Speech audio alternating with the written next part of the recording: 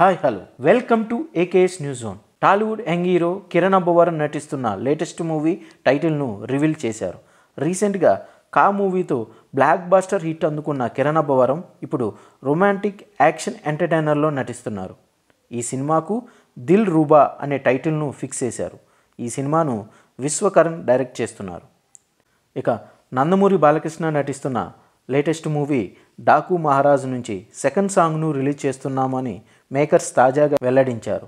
ఈ పాటను December 23న release చేస్తున్నట్టు చిత్ర యూనిట్ తెలిపింది. ఇక మెగా పవర్ స్టార్ అభిమానులకు దిల్ రాజు శుభవార్త చెప్పేశారు. గేమ్ చేంజర్ మూవీకి 2 తెలుగు రాష్ట్రాల్లో ప్రీమియర్స్ ఉంటాయని తాజాగా వెల్లడించారు. గేమ్ చేంజర్ ప్రమోషన్స్లో భాగంగా డిసెంబర్ 21న యూఎస్లో ప్రీ రిలీజ్ ఈవెంట్ని జరపనున్నారు. డిసెంబర్ 28న హైదరాబాద్లో ట్రైలర్ లాంచ్ ఈవెంట్ జరగనుంది.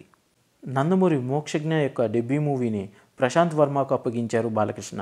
ఇప్పటికే ఈ సినిమా సెట్స్ పైకి వెళ్లాల్సింది.